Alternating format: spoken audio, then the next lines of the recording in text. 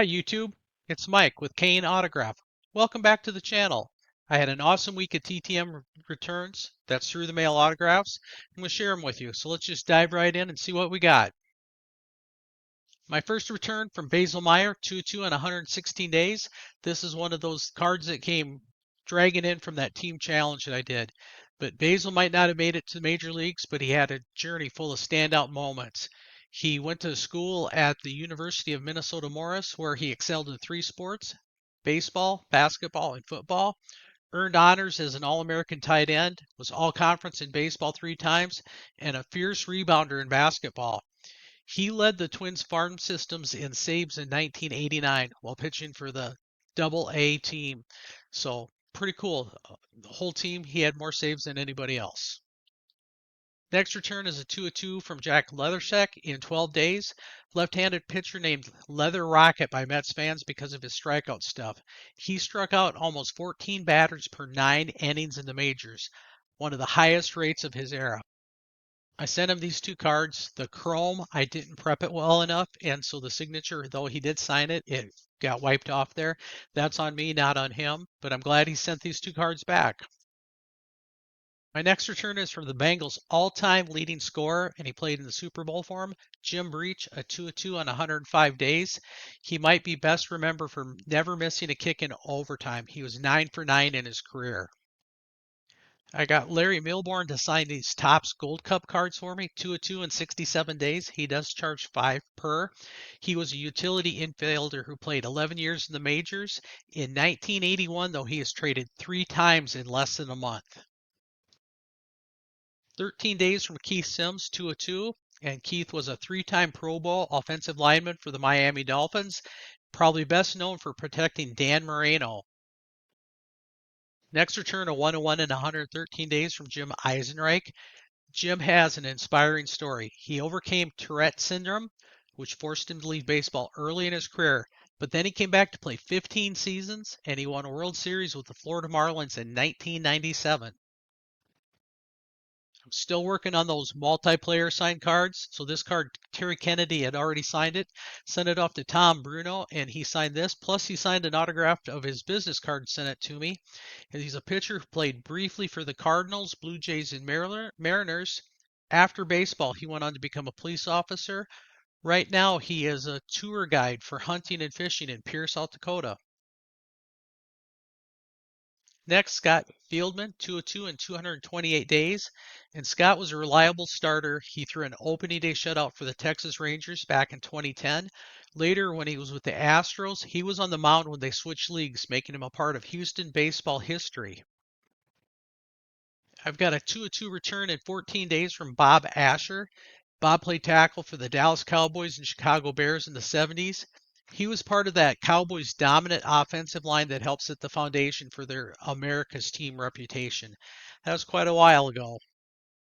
So with this next guy, I've seen a lot of collectors getting his cards back, not signed.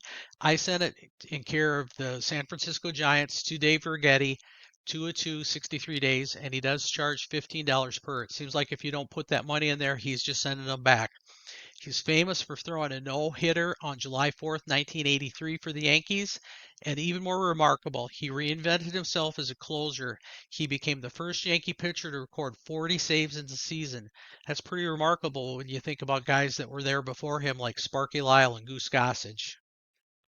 Last week I showed you a card just like this, but it just went the opposite. Last week we were getting Pete Charlton on a Dalton Jones side card. This week we're getting Dalton Jones on a Pete Charlton side card. And Dalton was a utility man with the Red Sox who has a quirky record. He hit into a triple play in 1977 when the bases were loaded and the runner on first passed the runner on second. Kind of a rare play. A catcher in the majors from 1988 to 1994, Rick Rona, got these back to me in a quick 14 days. He's part of that Cubs that won the 1989 National League Division team. First playoff since 1984. Here's a couple older football cards back from Mo Mormon in 16 days. Mo was an offensive guard for the Chiefs from 1968 to 1974. Fun fact, he was part of the Super Bowl championship team that upset the Minnesota Vikings in 1970. Played his college career at Texas A&M and is known for his toughness on the offensive line. Mario Clark was a first-round draft pick in 1976 by the Buffalo Bills, and he became their starting cornerback in that era. Played alongside O.J. Simpson during Simpson's final year with Buffalo. By the time he had retired, he had 25 career interceptions, and I got these two cards back in 10 days. So I sent this card and a Twins logo out for that team challenge because Gregg did play for the Twins for just a brief second. He just signed the card. He didn't sign anything else. Got this back in 140 days. Gregg won the 1989 American League Rookie of the Year with the Baltimore Orioles, first relief pitcher ever to win it. And he was the last pitcher to wear number 30 for the Orioles before it was retired in honor of Mike Mussina. Two back from Lamar Johnson in 14 days, and he was a slugging first baseman and designated hitter for the White Sox in the late 1970s. In 1977, he homered twice in a game where he was the only White Sox player to get a hit, a two-homer, one-man show. Since we're talking about multiple home runs in a game, what about Bob Horner, where he hit four in one game? Horner made history by going straight from being the number one overall draft pick in 1978 to the Atlanta Braves roster, completely skipping the minors. Ken Willard returned 3 of 2 in 9 days. He added that postcard there in the corner. He was a four-time Pro Bowl fullback for the San Francisco 49ers during the 60s and 70s. He was picked up in the second number overall in the 1965, right behind Tucker Frederickson, and ahead of legends like Dick Butkus and Gale Sayers. And my last return for this week was from Joel Skinner, a 2 of 2 in 9 days. I had that father-son card signed by his dad, Bob, so I sent that off to Joel, and he added some blue ink on it, and it looks great. Joel was a catcher and later became the managers of the Indians for a brief time in 2002. He was originally traded to the Yankees in a deal that sent Gregg Nettles to the Padres. That's it for my returns.